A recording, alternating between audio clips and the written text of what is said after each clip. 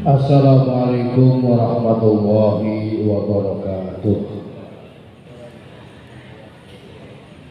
Alhamdulillah, alhamdulillahilladzi an'ama 'alaina bi katsirin minan ni'am. Khosatan ni'matal Islam wal iman wal ihsan wal ikhlas wa taqwa hatta nastami'a bi hadzal masjidi al ihsani adai sholatul maghribi wa sholatul isya'i jama'atan wa jama'ana bi sihatin wa afiyatin wa ridhain wa taufiqin wa rahmatin wa barakatin min Allah azza wa jalla. Asyhadu an la ilaha illallah wahdahu la syarika lah wa la syabiha lah wa la mathila lah wa la nidda lah. Wa asyhadu anna Muhammadan abduhu wa rasuluhu la nabiyya wa la rasula ba'da wa innahu jalan qamariya wa habiban as'ariya. Salatan wa salaman ala nabiyyina wa rasulina al-karim wa huwa Muhammadun sallallahu alaihi wasallam wa ala alihi wa sahbihi ajma'in wa tabi'in wa tabi'in tabi'in wa man tabi'ahum bi ihsan ila yaumiddin, amma ba'd. Para bapak muridku jamaah salat maghrib dan salat isya masuk al-ihsan wa rahimakumullah, monggo kita awali pembahasan kita, kajian kita kitab As-Sama'ilul Muhammadiyah karya Imam At-Tirmidzi dengan sama-sama membaca basmalah. Bismillahirrahmanirrahim. Pada kesempatan ini adalah babun maja'a fi khuffi Rasulullah sallallahu alaihi wasallam, bab tentang sepatunya Rasulullah sallallahu alaihi wasallam. Dari Ibnu Buraidah an abihi, dari Ibnu Buraidah dari ayahnya, beliau bercerita Anan Najasyi, bahwa Raja Najasyi, Raja Ethiopia yang masuk Islam tapi tidak pernah bertemu secara luring dengan Rasulullah. Pertemuan secara daring juga tidak pernah, karena tidak ada WA, tidak ada telepon, tidak ada apa. Artinya memang tidak pernah bertemu secara fisik maupun secara daring. Raja Najasyi yang masuk Islam ini pernah menghadiahi Nabi kepada Rasulullah Shallallahu Alaihi Wasallam Khufaini Aswadai, dua sepatu ya, yang Khufaini ini maksudnya satu pasang sepatu yang warnanya hitam gelap ya. Fala bisa lalu Rasulullah memakai sepatu itu, summa tawaddo'a, dan kemudian berwudu, famasaha alaihima, dan mengusap atas dari sepatu itu. Jadi Rasulullah hadis ini masih menceritakan sholat boleh menggunakan sepatu dan sandal. Jadi memang awalnya kan boleh ya. Makanya kenapa di Muhammadiyah itu ada bayani, burhani, irfan. Kalau kita menggunakan syariat selamanya dengan bayani, ya bahaya juga ya. Pokoknya tekstual dalam Quran hadis ya bahaya. Nah, bahayanya gimana ya? Kalau ada hadis seperti ini nah, dipahami secara tekstual, ada orang sholat pakai sandal, ada orang sholat pakai sepatu, bahaya. Zaman sudah berubah, maka kemudian menggunakan apa? Burhani, dengan secara logika. Oh, sekarang masjid sudah bagus, berkeramik, pakai apa itu, sajadah ya.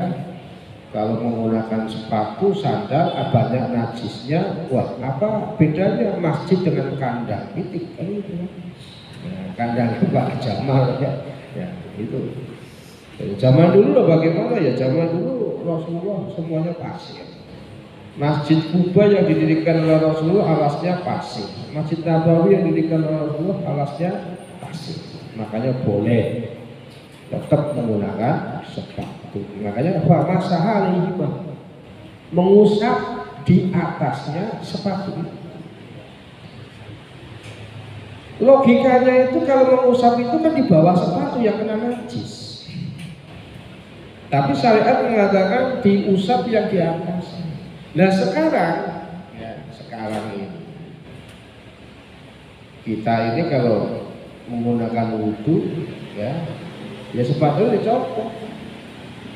Ya kalau kemudian di pesawat ya pakainya tayamum.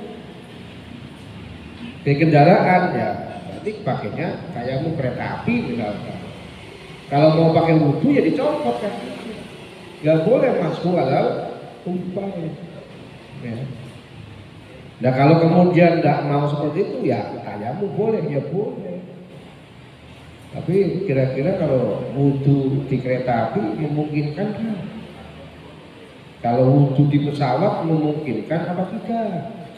Kalau tidak ya berarti tayamum. Tayamum di kendaraan, tayamum di pesawat itu pun versinya macam-macam. Kalau apalagi yang pesawat, syariatnya ada 3 itu.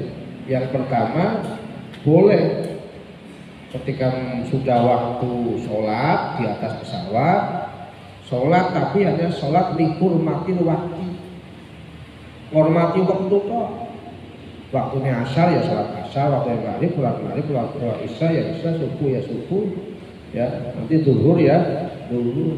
Tapi kalau sudah sampai ke daratan, diulang lagi sholatnya tadi.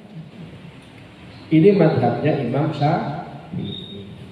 Ya. Nah, menurut madhabnya Imam Hanafi, ya cukup dengan tayamum.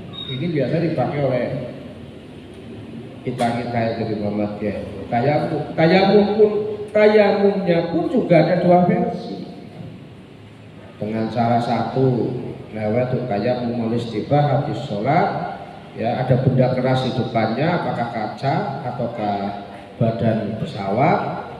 Satu tepuk untuk wajah, ada yang satu kemudian ganti tempat lain, satu tepuk lagi untuk tangan kanan dan tangan kiri.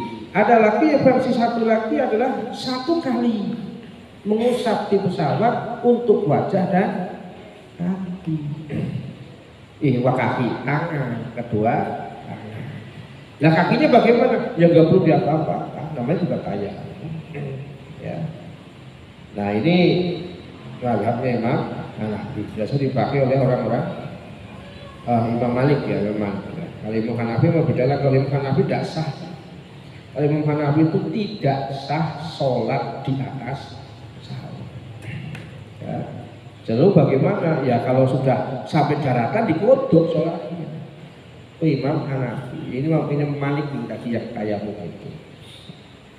Jadi ada banyak syariat. Biasanya di tarjih itu biasanya memilih untuk sholat dengan tayamum ya, di atas. Jadi ini masalah. Hadis yang kedua. Qala Imam Al-Mughirah bin Syu'bah, ya, sahabat Rasul, ada dihyah. Dihyah yang dimaksud adalah Dihyatul Kalbi. Saya pernah cerita Dihyatul Kalbi ini adalah sahabat Rasulullah. Dia orang Ansor Madinah yang sering mukanya diserupai dengan malaikat. Malaikat itu kalau lagi jadi manusia itu menyerupai wajahnya Dihyatul Kalbi. Karena wajahnya ganteng. Makanya wong ganteng ini kadang sering jadi serupaan dari makhluk-makhluk halus. Ya, di antaranya malaikatnya makhluk halus. Ya, mulanya ojo ganteng-ganteng, bejo orang ganteng saja.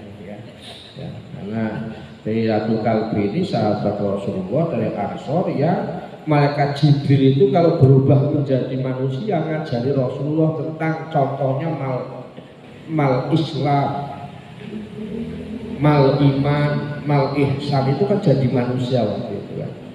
Bayatul wujuh, wabayatul libas, wajahnya putih, bajunya putih, menyerupai Dihiyatul Kalbi.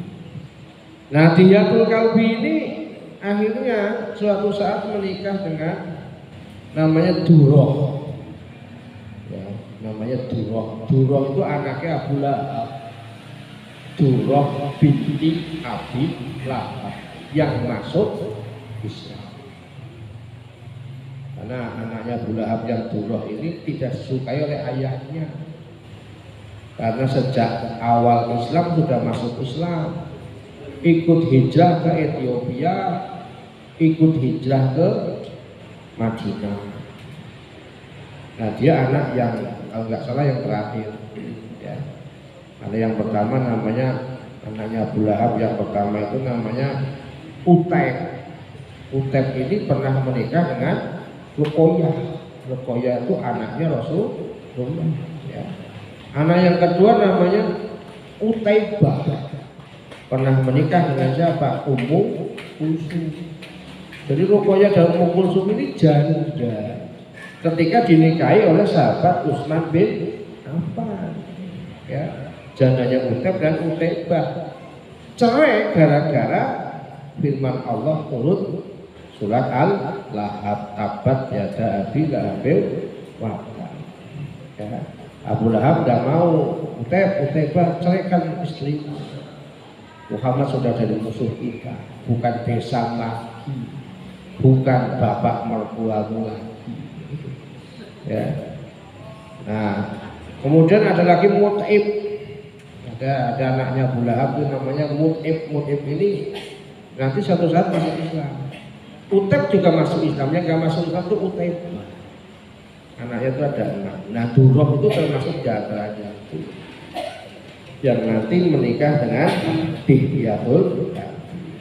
Nah, Dihiyatul Kalbi ini pernah menghadiahi Rasulullah khufaini, satu pasang sepatu. Dua sepatu kan maksudnya satu pasang sepatu.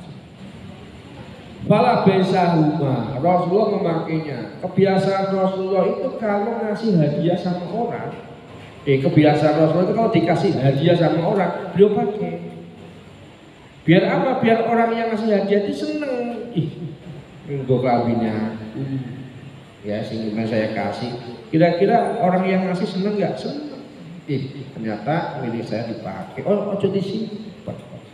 Ya. Jadi kalau ada orang dikasih sesuatu, ya, yang pertama ya kalau itu bentuknya pakaian, ya, dipakai. Itu namanya menghormati kepada orang yang memberi. Ya kalau diinfakkan bagaimana ya boleh-boleh saja, tapi yang paling bagus ya dipakai. Kalau cukup, ya, cukup bajunya ukurannya, gitu kan. Kalau nggak cukup ya mungkin diberikan. Ini kebiasaan Rasulullah. Waqala Israil, ya. Nah ini tadi saya cerita Dihyatun bin Khalifah Al-Kalbi, ya. Sahabi jalilun, sahabat Rasulullah yang begitu akrab, karena yang zilu Jibrilu bisuratihi ba'da ahyan. Malaikat Jibril itu kalau turun menyerupai manusia itu ya dia menyerupai wajahnya si Dihyah, ya. Jadi ada keterangannya, ya. Jabir an Amir, Jabir an Amir, wajubah wala bisahuma, dan Rasulullah memakai jubah lalu dikasih jubah lalu beliau pakai hatta taharraqa, sampai bodol istilahnya, sampai kusam, sampai nggak bisa layak pakai. Ini kan menunjukkan begitu sangat menghormatinya Rasulullah pada pemberian orang lain. Layadri Nabi Sallallahu Alaihi Wasallam, Rasulullah itu ya sampai nggak tahu sepatunya itu memang betul sepatu kulit, tapi apakah kulit apa? Kulit hewan. Apakah kulit hewan itu ada kiun disembelih karena Allah? Ya, amlah atau mungkin tidak disembelih atas nama Allah, kan tidak ngerti udah dalam wujud kulit. Kulit apa? Ya bisa jadi kulit onta, ya bisa jadi kulit. Nah, kalau di Timur Tengah itu rata-rata ya kalau nggak onta ya kambing, ya. Kalau kebo sama sapi ada tapi jarang, ya. Kalau kebo sapi ini kan hewan yang rata-rata di daerah Afrika sama Asia. Yang Asia di wilayah tropis, ya. Tapi kalau di kawasan Arab biasanya adalah kebo, onta sama kambing, ya. Khasnya itu. Gajah pun bukan khas binatang Timur Tengah, itu binatang impor dari Afrika dan Asia, ya. Karena gajah itu ya tidak hidup di Amerika Latin, ya. Jadi kalau ada orang ngomong aja gajah Amerika itu tidak ada, ya. Padahal kayak macan ki yo nang Amazon ki ora ono macan. Macan ki ono macan Jawa, macan Sumatera, macan Afrika. Dengan hutan Kalimantan tersesat ora bakal dipangan macan. Dipangan ulo, iya, ya. Celeng, yo. Tapi dipangan macan impossible. Cacat itu tidak ada di Sulawesi dan Kalimantan. Jadi ini kadang berbicara sejarah juga berbicara tentang masalah zoologi. Apalagi cerita tentang surat gajah, ya. Karena itu gajah sesuatu hewan yang orang-orang Arab heran, kok bisa ada hewan sebesar itu, lebih besar dibandingkan unta. Nah, kemudian bab berikutnya tadi ada sepatu, sekarang sandal. Babun maja'a fi na'li Rasulullah sallallahu alaihi wasallam, bab tentang sandalnya Rasulullah sallallahu alaihi wasallam. An Qatadah, dari Imam Qatadah qala qultu, saya bertanya kepada Anas bin Malik radhiyallahu anhu, kaifa kana na'lu Rasulullah, bagaimana sandalnya Rasulullah, lahuma kibalani, sandalnya itu punya dua pengait di depan. Jadi ini mirip dengan sandal kita, ya, kibalani. Ada kita sandal jepit itu kan begitu, ya. Makanya ini ada kemarin itu ada gambarnya bagaimana, nggak lihat ya. Jadi sebab tentang masalah sandal ini, sandal pun disebutkan dalam Al-Quran, surat Toha, ya. Allah Subhanahu wa taala berfirman, A'udzubillahi minasyaitonir rajim, bismillahirrahmanirrahim, inni ana rabbuka fahlaq na'laika innaka bil wadil muqaddasi tuwa. Ini firman Allah kepada siapa? Nabi Musa. Sesungguhnya aku Tuhanmu, lepaslah sandalmu. Na'laik itu berarti kedua sandal, satu pasang sandal. Kamu itu berada di dalam sebuah lembah yang disucikan, namanya Tuwa. Ya. Jadi memang syariat antara orang Yahudi dengan orang Islam itu ada kesamaan dari sisi apa? Dari sisi melepas sandal dan sepatu ketika masuk tempat ibadah. Ya. Ya, contohnya apa? Nabi Musa. Nabi Musa ini awal pertama kali beliau diperintahkan melepas sandal itu kan di sebuah tempat namanya Tuwa. Ini Tuwa ini lembah yang ada di kawasan Bukit Tursina. Saya pernah ke bukit itu dan saya pernah ke lembah, tapi saya nggak tahu itu lembah tua atau bukan. Dugaan saya iya, ya, karena lembahnya itu merupakan ya mirip namanya gunung, ya. Tursina itu kan mirip seperti gunung Sur, ya. jajaran gunung-gunung yang begitu luas. Nah, di tengah antara satu gunung dengan gunung yang lain itu ada lembah, sepi, ada jurang. Ya mungkin itu yang dinamakan dengan tuak. Nah, itu melepas apa saja. Dan ini menjadi syariat orang Yahudi ini kadang kalau masuk ke sinagognya mereka juga lepas. Ya. Makanya banyak sekali hadis Rasulullah itu yang menceritakan bahwa syariat awal Islam itu masuk masjid tidak perlu pakai, ya, tidak perlu lepas sandal, tapi tetap memakai sandal. Ya. Makanya hadisnya banyak sekali yang menceritakan tentang itu. Apabila idza jaa ahadakumul masjid falyandur, jika kalian mendatangi masjid hendakmu perhatikan. Ya. Fa'in ro'afina lahi ada, kalau ada kotoran atau najis pada kedua sandalnya, fal yamsahu, hendaklah ia membasuhnya. Fal yusolli fihima, kalau sudah bersih sandalnya, maka sholatnya dengan menggunakan sandal itu yang sudah dibersihkan. Ya. Ini kan berarti bukan dalam kondisi yang seperti ini. Banyak sekali hadisnya sahih.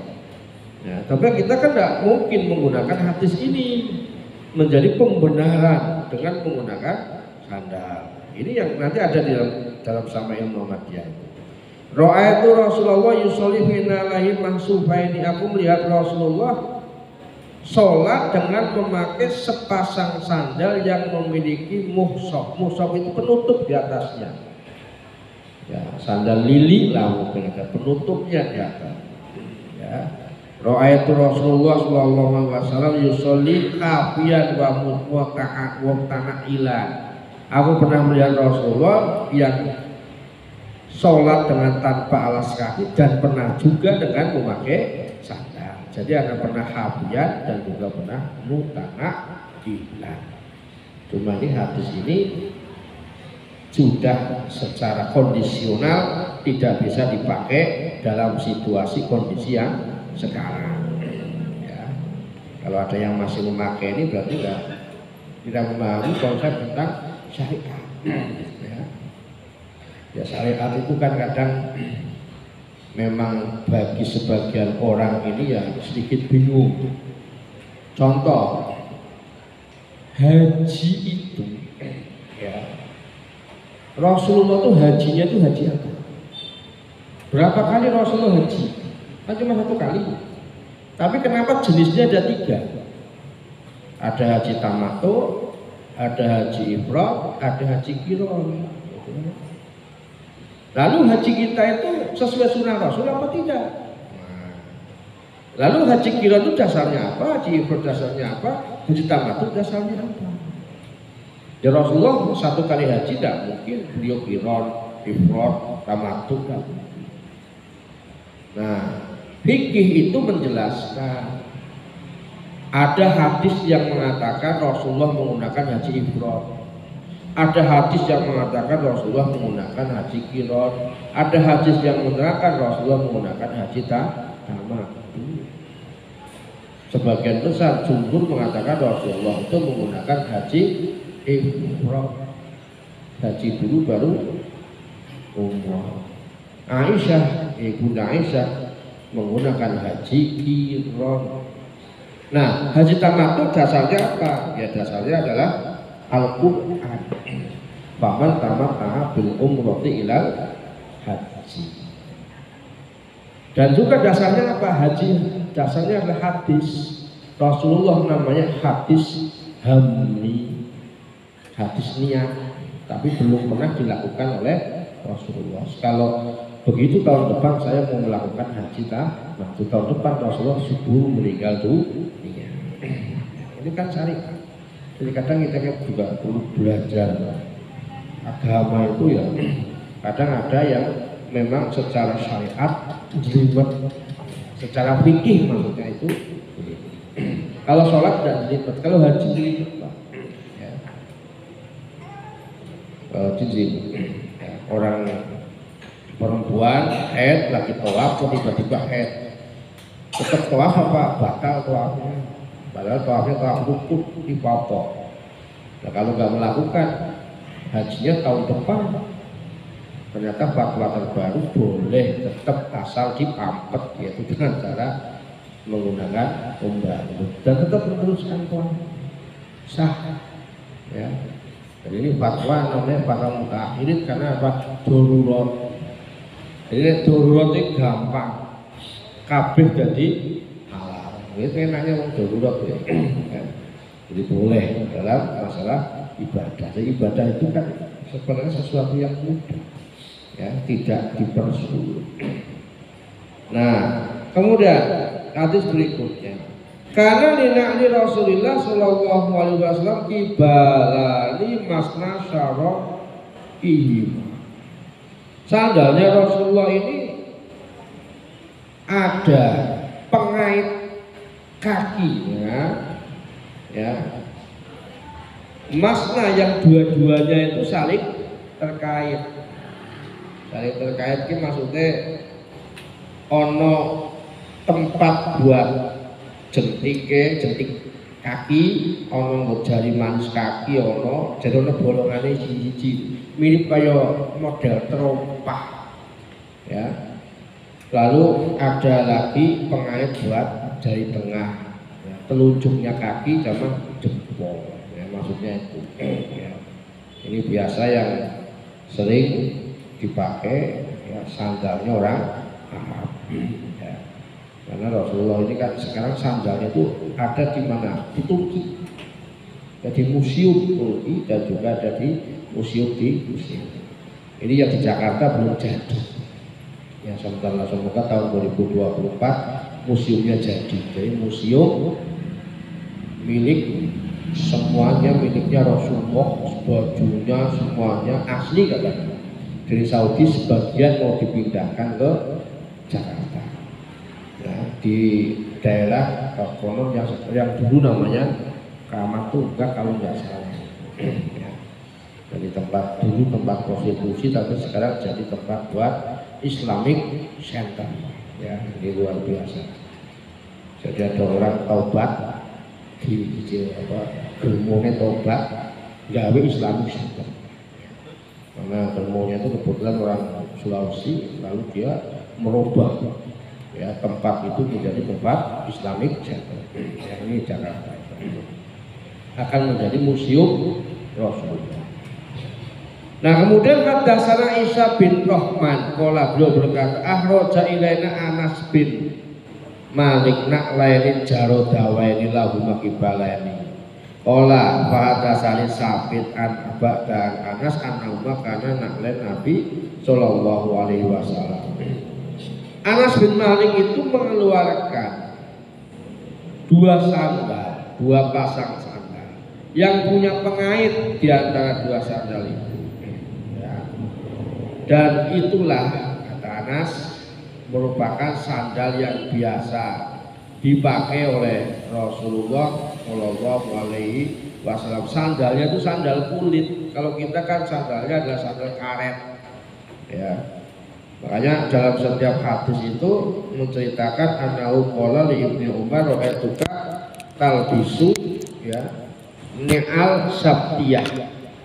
Jadi saya melihat qala li Ibnu Umar, beliau mengatakan kepada sahabat Abdullah bin Umar, saya melihat kamu memakai sandal sabtiyah. Sabtiyah ini adalah sandal yang berasal dari kulit, yang kulitnya itu tidak ada bekas rambutnya. Ya. Ra'aitu Rasulullah sallallahu alaihi wasallam yalbisu ni'ala allati laysa fiha sya'run. Ya namanya sandal kulit itu kan kadang ada bekas dari kulit sapi, apa sapi kebo, apa unta, apa itu. Wa yatawaddu biha. Ya. Dan Rasulullah berwudu dengan sandalnya itu, fa'ana uhibbu an albisaha, dan saya suka, ya, kata Abdullah bin Umar, untuk memakainya, ya, fa'ana uhibbu an albisaha. Jadi ini merupakan sifat-sifat, ya, yang terkait dengan sandalnya Rasulullah Shallallahu Alaihi Wasallam. redaksinya hampir sama ya. Nah tadi yang saya sampaikan ini yang hadis terkait dengan doa itu Rasulullah, saya melihat Rasulullah sholat dengan menggunakan sandal yang ada tutup di atasnya ya, mungkin kayak sandal lili itu mah sufatai. Ini yang kita sering lihat. Jadi hadis tentang sandal itu banyak ya. Yang saya sampaikan di sini ya, terkait dengan banyak hadis perbedaan tentang ketika memasuki tempat ibadah. Qalibul yahuda fa innahum la yusalluna bi ni'alihim wala hifafihim. Berbedalah kalian dengan orang Yahudi. Orang Yahudi ini mereka tidak ketika sholatnya dengan cara bertelanjang kaki ya, dan juga tidak menggunakan sepatu. Ini yang saya tadi ceritakan, karena orang Yahudi ini dia mengikuti jejaknya Nabiullah Musa ya.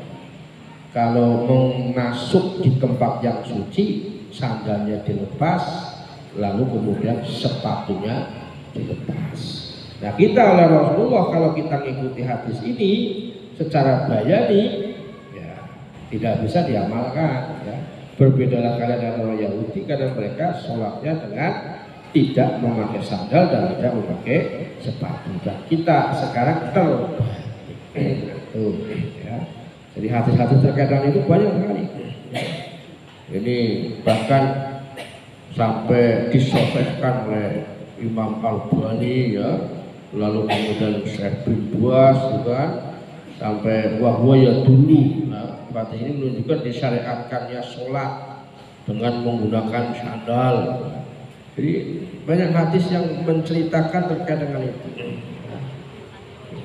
Ada hadisnya itu lebih, ada 10 lebih hadis. Jadi yang masing-masing menceritakan dulu bolehnya sholat dengan menggunakan sandal dan sepatu. Makanya kenapa dalam fikih itu ada bab namanya al-mashu alal khuffain, mengusap dua sepatu. Yang diusap bukan bawahnya tapi atasnya. Padahal yang kotor bawahnya. Tapi syariat mengatakan yang diusap atasnya yang tidak kotor. Kalau agama itu dengan logika ya, artinya kalau kita menggunakan logika semuanya dengan logika, maka kan harus dengan di bawahnya yang diusap ya. Babnya namanya babu al-mashu al-khuffain, tapi kenapa yang diusap atas? Ini kan sama dengan orang wudu, kentut yang di bawah tapi yang dibasuh yang di depan, nah, kan sama kan seperti itu ya. Jadi bab masalah khuffain itu ada, bahkan disebutkan dalam setiap kitab fikih itu mesti ada. Dalam Sahih Bukhari ya, yang kemudian dijelaskan dalam kitab Fathul Bari ya oleh Imam Ibnu Hajar Al-Asqalani, ada bab setelah toharoh itu ada bab namanya al-mashu alal khuffain, dan ada hadisnya. Tapi sekarang jarang dipakai ya, bab tentang mashu alal khuffain, karena kita tidak hidup di daerah zaman abad 6 Masehi ya. Sekarang pilihannya itu kalau orang dalam perjalanan cuma dua, satu masuk kalau pakai mobil masuk ke rest area ya, kalau naik kereta api, kalau naik pesawat tayamum atau berwudu. Kalau berwudu ya dilepas semuanya, tidak bisa dengan mashu alal khuffain. Nah, an Abi Hurairah radhiyallahu anhu, dari sahabat Abu Hurairah radhiyallahu anhu, anna Rasulullah, bahwasanya Rasulullah qala bersabda, la yamsiyanna ahadukum fi na'lin wahidatin, hendaklah kalian itu kalau berjalan itu jangan menggunakan satu sandal, liyan alaihi majami'an aw liyahwahi majami'an, kalau perlu dipakai keduanya atau dilepas dua-duanya ya. Ya kalau satu ya mungkin yang satu, cocok, yang satu tidak cocok. Ya juga tidak indah kalau hanya menggunakan satu sandal ataupun satu sepatu. Tapi kalau di masjid kondisinya kan kadang berbeda. Kalau ada cerita gini, kalau di masjid sana yang hilang sepatunya, yang hilang sandalnya, karena pakai dalil ambillah yang baik-baik, tinggalkan yang buruk. Ya, sandalnya pun hilang. Ya. Nah, kalau yang di masjid sono apa sih? Bukan hanya sandalnya yang hilang, tapi masjidnya hilang. Ya. Karena apa? Sudah dikuasai orang lain yang tidak pernah membangun masjid itu. Nah, akhirnya kemudian ya, ini kan menjadi problem persyarikatan. Ya. Kita yang bangun, tapi kemudian yang mengisi masjid dan yang mentakmirkan masjid justru adalah orang lain. Ya. Itu kan pegawai kayak masjid itu. Amaliyahnya tidak seperti halnya amaliyahnya dari Muhammadiyah. Ya. Makanya ini jangan sampai terjadi ada pelesetan seperti itu. Ya.